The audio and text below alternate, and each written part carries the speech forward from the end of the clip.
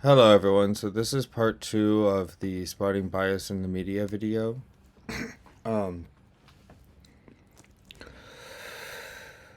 I'm gonna go over probably the article that I'm most interested in, which was how Hispanics became swing voters. But this, how to tell when your country is past the point of no return, would be a cool first one to go over because it kind of sets the whole tone and it will tell you a lot about me. I have no idea what this article is going to say. So I want to show how I read through the news, you know, um, and how I arrive at not always the center, but almost always the truth. And, you can back it up sort of by just knowing how things are going to happen. Like calling that Trump was going to win way before anyone else, calling this, calling that, because of the way you learn. The main thing, guys, is listening. You can hear the silent majority better. The silent majority is what speaks, but they're silent. And you can hear the silent majority better the more you listen to the people who are not silent. It's hard to explain, but basically, most people, average voters, don't talk. So you have to keep that in mind when you're listening to the people who talk. Now, enough telling. Now let's show. All right, starting. I don't know Thomas Edsel, weekly column from DC. Yeah, so I don't know him by heart or like who he is off the top of my head. Political analyst. Okay, I'll just go ahead and. Okay, yeah. Political analysts, scholars, and close observers of government are explicitly raising the possibility that the polarized American electoral system has come to the point at which a return to traditional democratic norms will be extremely difficult, if not impossible. So I will stop reading the actual text here so that I can translate this into a podcast episode that is like, can not get taken down right away. So from here I'll just highlight. But so from this first paragraph, this is just true. So then moving on from here, we have 8 articles that are related to this strife in American politics. Especially the factionalism that Madison wrote about um in the federal papers. You have to understand, everybody, like really, if you really want to understand what's happening right now, you can read the Federalist Papers that are linked right here. I guess I can just go ahead. I'll just link the related Federalist paper in the comments. They are dated and they are hard to read in the way that they're written, but not this one because it's about political parties. The founders hated political parties, and they did everything they could to make sure that America would not have political parties. They called them factions. But as Madison talks about, it's pretty inescapable. And look what happened, you know? So, you know, when people talk about America switching to a multi-party system instead of a two-party system, just understand that the reason why we're not a multi-party system is because our founders tried to make us a no-party system. And if you don't believe it, just go ahead and read the founding paper, the Federalist paper about it. It's very detailed and it makes a lot of sense and it's tragic. So, yeah, moving on from there.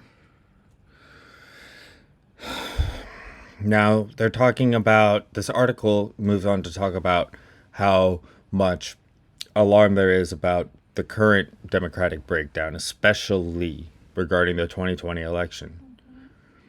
And I myself, you know, share an incredible amount of anxiety regarding the 2020 election.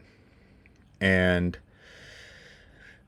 the thing about it is that the justice branch, the judicial branch was untouched.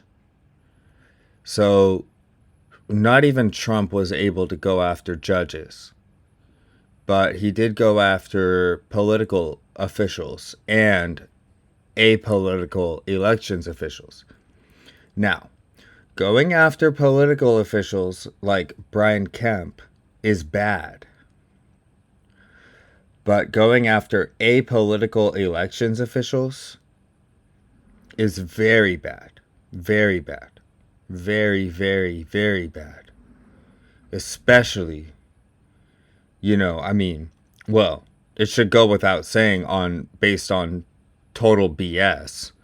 But yeah, based on total BS, Like, one of the main ones that I followed Stop This Steal, the 2020 election, very, very closely. Stop This Steal very closely. I was utterly immersed in it. While it was going on, I was so terrified by it that all I did was I didn't listen to anyone talk about Stop This Steal. I was just on Parler all the time. I was just on Parler and .win, just all the time. TD.win, that's they sent the Donald subreddit over there. And then on Parler too. So,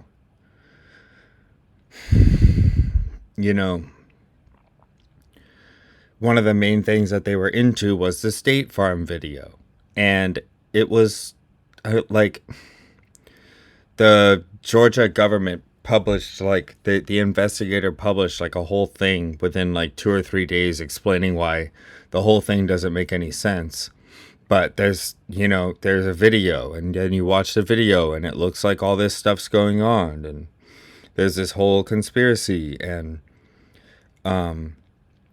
for Donald Trump, the sitting president, to actually go after some random girl who's just counting votes, and then who's just like doing random stuff. If you really want to know, you can read the investigator report. It's like 3 pages long. It's like,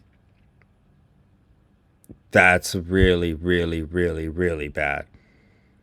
Really, really bad. And it's insane that the second impeachment wasn't 100-0 in the Senate. I don't care about the House, but in the Senate, the House, they should all just vote with their constituents. That's their job. But the Senate, it should have been 100-0. And, I personally, for me, I can't respect the senators. If you swore an oath as a senator and didn't vote for the second impeachment, I think that you betrayed your oath. But a lot of Republican senators did vote for the second impeachment. And the ones who didn't, most of the ones who didn't, said that Trump does deserve to be impeached, but that since he's out of office, they're not going to do it. That's what Mitch McConnell said. So, most of the senators agree when I say that it's very, very bad. Because that was the main element of it, is that it was BS. Because if it's not BS, then who cares? I don't care. Go all the way. If it's not BS, if the Democrats actually stole it, kill them all. Who cares? I don't know. Do whatever, But that's not what happened. It's like, if you're serious, like, you're not serious, like, because it's not serious. So, everybody kind of knew that, I think, because it was like, oh, kill them all. Like, oh yeah, like kill all the Democrats, right? Like, oh yeah, like kill your Democrat neighbor, kill this, kill that.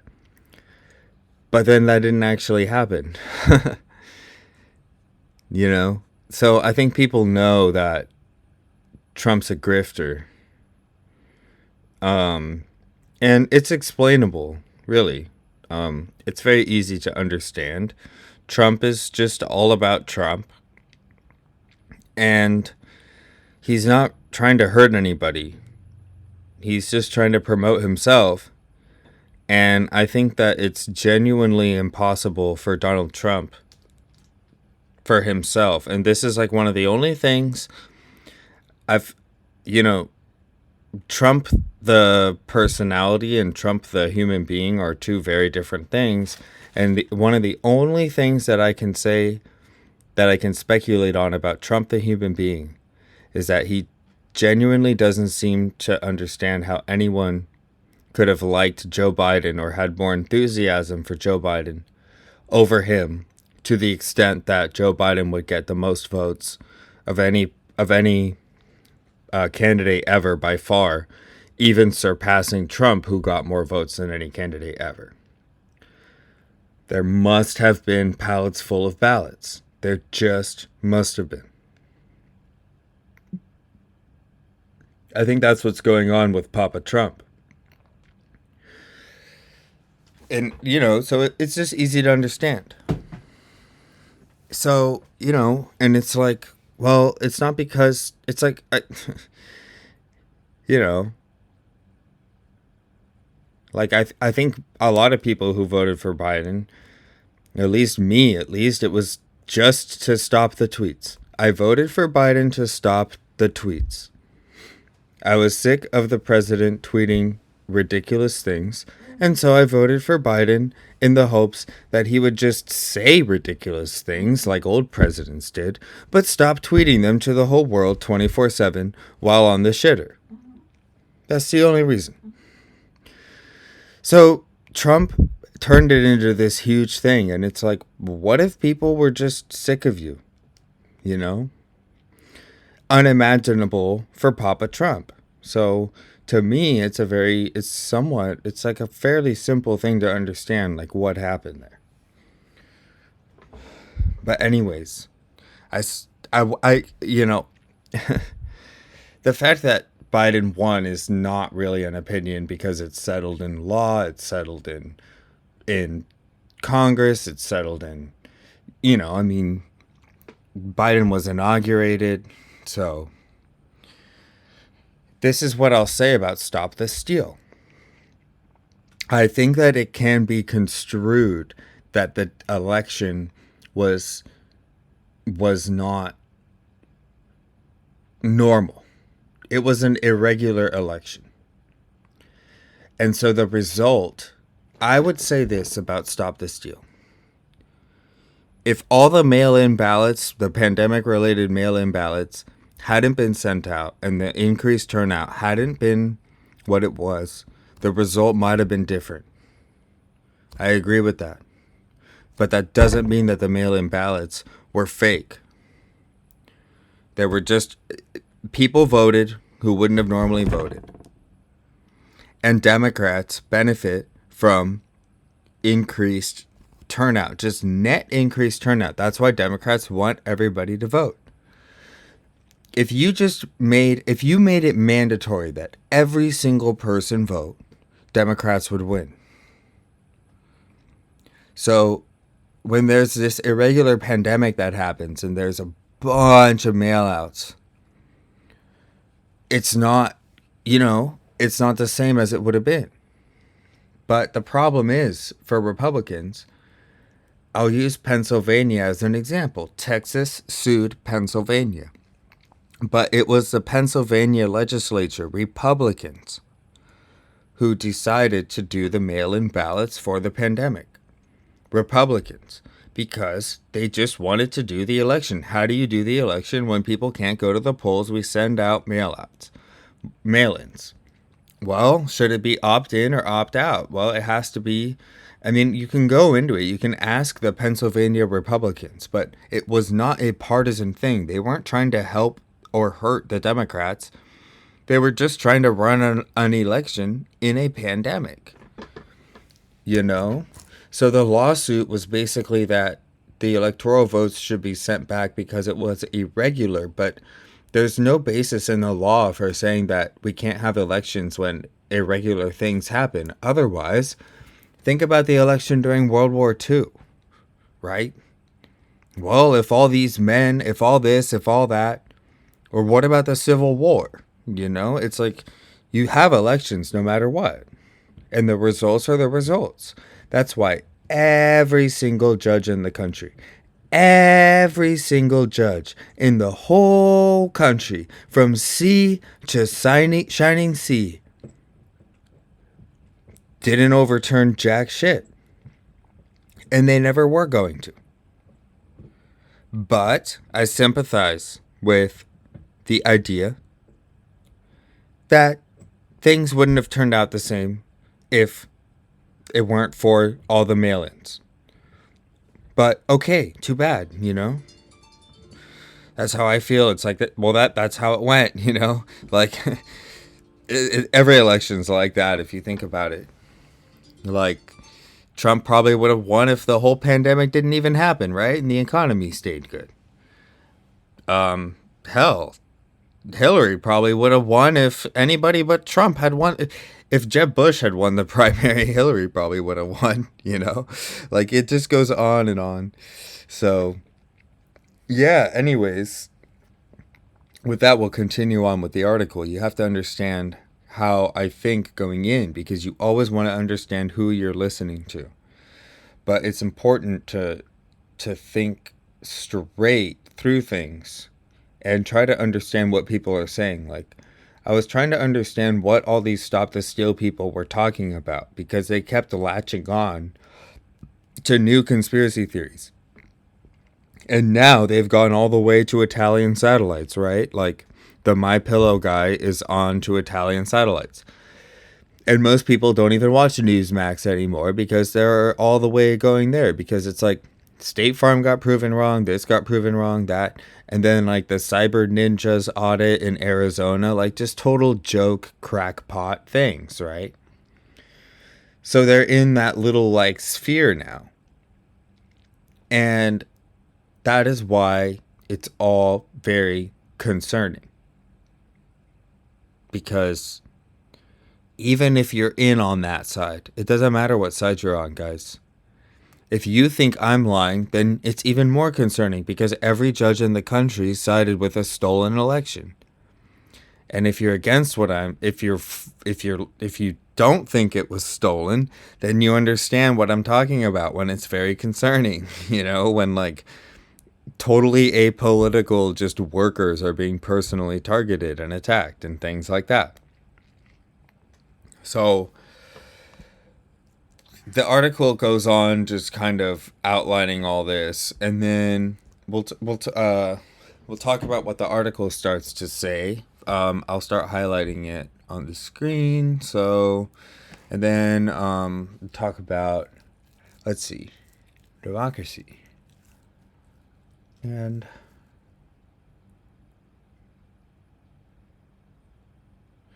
yeah. So here's the sentence for Republicans. Democracy, meaning equal representation of all citizens and, crucially, majority rule, has in fact become the enemy of the contemporary Republican Party. Well, as evidence, the author cites this. The widely publicized efforts by Republican-controlled state legislatures to politicize election administration and to disenfranchise Democrats through gerrymandering and restrictive voting laws testify to the determination of Republicans, especially the 66% who say they believe that the 2020 election was stolen, to wrest control of election machinery. On September 2nd, ProPublica documented a national movement to take over the Republican Party at the grassroots level in election deniers organized to seize control of the GOP and reshape America's elections. And so all of this is raising all these alarms. And so this author asked for the reply, could you explain in terms accessible to the layperson how political processes reinforce themselves in ways that can push a political party past a tipping point? And then you have all these things about that. And then I guess I'm kind of confused as to this article seems to mostly just cite, um, it closes out with this, I guess. We'll just have to go with the closure and then we'll go into the comments. Far higher percentages of Republicans, many of them preoccupied by racial and tribal anxiety, believe American democracy is under attack than Democrats. Republicans, 75% of Republicans agree that American democracy is under attack, and 46% of Democrats agree that it's under attack. Republicans are also somewhat more likely to believe than Democrats that in the next few years, some elected officials will successfully overturn the results of an election in the United States because their party did not win. That's 57% to 49%. This level of anxiety is in and of itself dangerous, all the more so when it masks the true aim of America's contemporary right-wing movement, the restoration and preservation of white hegemony. It is not beyond imagining that Republicans could be prepared, fueled by a mix of fear and provocation, to push the nation over the brink. Okay, perfect. This is a perfect article for me to review. It says white hegemony. And then we'll talk about it's funny, guys.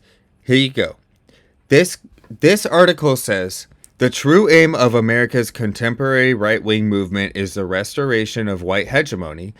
And then the next article we're going to go over in the next episode, guys, we're going to go over how Hispanics became swing voters, which is in the New York Times opinion section. See, it's side by side when you're in opinion sections. Because this next article is going to be like, but what about Latinos for Trump? Are you just saying that they're all idiots? They're too dumb? Well, and then we're going to go on to that article. So it's going to be cool. So perfect article for me to break down really quickly and then we'll close it out. So I would say that the racial and tribal anxiety, and they say American democracy is under attack. See, all of this is about language, guys, because white hegemony, it's not really a racial term anymore. It's a cultural term. If you want to talk to someone who is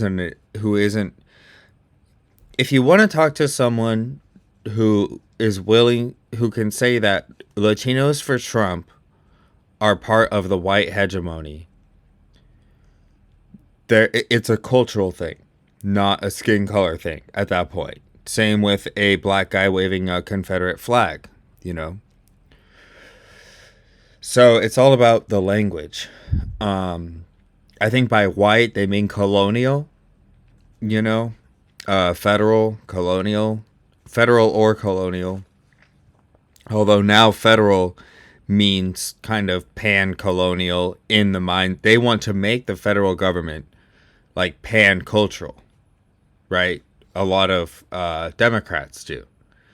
And then conservative Americans want the federal government, all government, America, to retain some kind of colonial Anglo-Saxon identity, English speaking, something, anything, whereas Democrats don't care.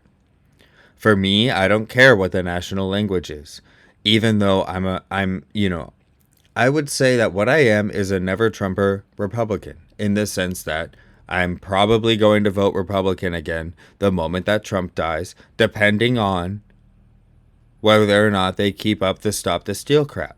That's too much for me, But if it's a Senate race and it's Senator Ben Sasse against a Democrat, I'm going to vote for Ben Sasse. It's like, okay, so what am I? I don't know. I feel like I'm an American. Most Americans don't just stick to one party. Most Americans don't. They split. I vote Republican down ticket in California because California Democrats are psycho. So I don't care how psycho the person is who's running against them because I know that the psycho person running against them isn't going to win. Except that one Larry Elder guy or whatever his name was. In that case, I voted to keep Gavin Newsom and against the recall. I paid very, very good attention. So you just have, it's like I'm pretty sure like a lot of voters are like that where it's just like, well, it depends on what's going to happen, you know? So like my point is that you have to know the opinions of who you're listening to, and this person is clearly a pan-cultural Democrat. I would say a Democrat because if they were a Republican, they wouldn't use the term white hegemony. I would say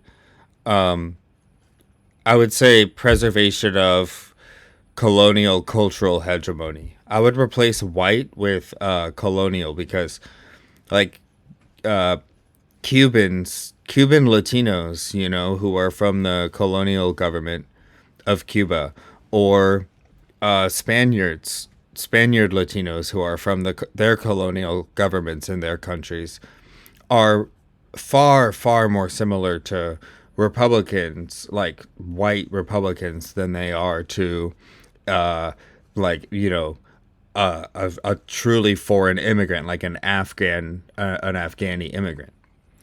So that's going to tie into the Hispanics becoming swing voters and Latinos for Trump, talking about how when you conflate an Afghani immigrant and a Cuban, like a right wing Cuban, as just people of color, so they should be on the same side, you start to stop making sense. And that's what's happening. So we'll move into that. And another thing, I mean, that's what the language is all about.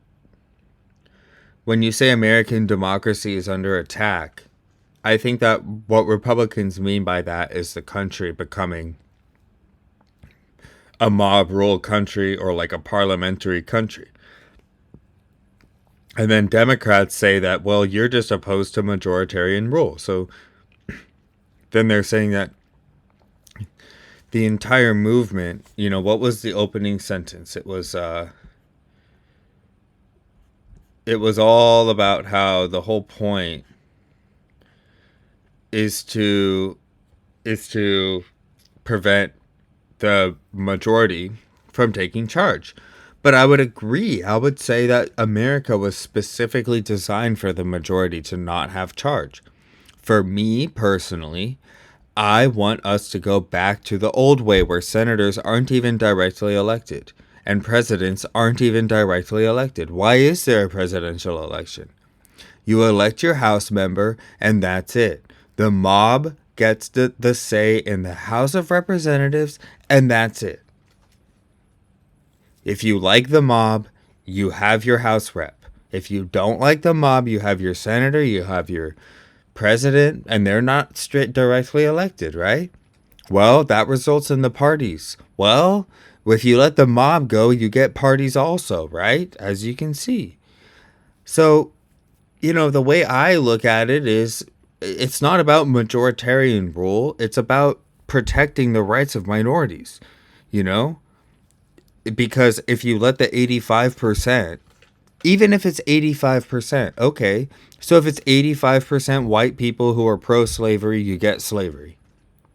In America, yeah, because 85% could amend the Constitution. But what is the number? 75%, except if it states it would be really hard to bring slavery back, but it could be done, but it would be really hard. But it would take more than 51%. Whereas if we didn't have a constitution, it would take 51%, right? If it was like ancient Athens, a democracy like ancient Athens, as soon as 51% of Americans want to bring slavery back, it's back. And then as soon as 51% don't, it's not back anymore, right? That's how they did it. Didn't last very long, and they killed Socrates. So it's all about the language. Like, well, what do you mean American democracy? I would say the structure of the American Republic, but that's been under attack for almost 300 years. I mean, God, you want to talk about what it used to be like?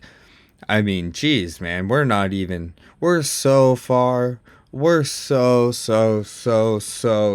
far from anything any of the founders could have possibly envisioned, that it's just like at this point I feel like we might as well take our foot off the gas pedal and just reform and just modernize the country. We don't need to wait for the Pony Express anymore, for the Electoral College, you know? Just everything. Everything. Just it's like I think that if anything, like when you read Thomas Jefferson, like all those assholes, right? And I do think they were assholes. But when you read them, like the last thing they would have wanted us to do is hold on to the past in fear because of change. They they they busted their old systems and recreated them, and I think that that's what we would do to really fulfill the Constitution, is to come together as a country and fix our institutions. We don't have to agree politically, but just modernize the damn thing, you know? But we would never agree on how, because the only way, however you do it, is going to benefit one side or the other. And I think that there's a serious conflict of fundamental values because, you know, some people want less direct democracy and others want more direct democracy. Some people presumably would want Supreme Court justices to be elected. I would think that that's a nightmare. But I also don't think that Supreme Court justices should have lifetime appointments. I think it should be 25 years. So, you know, the point is to have your own opinions.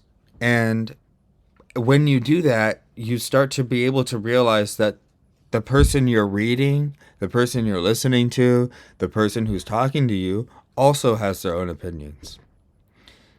And it becomes very clear when they're just like, you know, when they're just trying to tell you an opinion. So when you understand the language, it becomes more tolerable. Like by white hegemony, he's talking about like Anglo-colonial, like the founders. Do we have statues of the founders or not? Stuff like that, you know? Because for me, I want to melt all the statues of the, you know, for me, I think that it would be really fun to take all the statues of the founders, melt them down into like a giant dick or something, and then like blow them up in the forest somewhere, because I think that they were all dicks. Like, I don't care. I really don't care. They're all dead. But I do care about their vision, and I care very much about their political philosophy. I worship their political philosophy, damn near. Their constitution, I almost worship the damn thing. Art is more than the author. Art is more than the artist, you know? Huh. All right, I guess I'm raging here at 5 in the morning. I woke up early, okay? I wasn't up all night. I went to bed early because I worked out for the first time in too long. Fell asleep at like 7 p.m. Woke up and I started reading the news, and I figured, hey, well, I might as well go through how I go through reading the news, you know, just to see, because, yeah, just to see how I do it. So, thanks.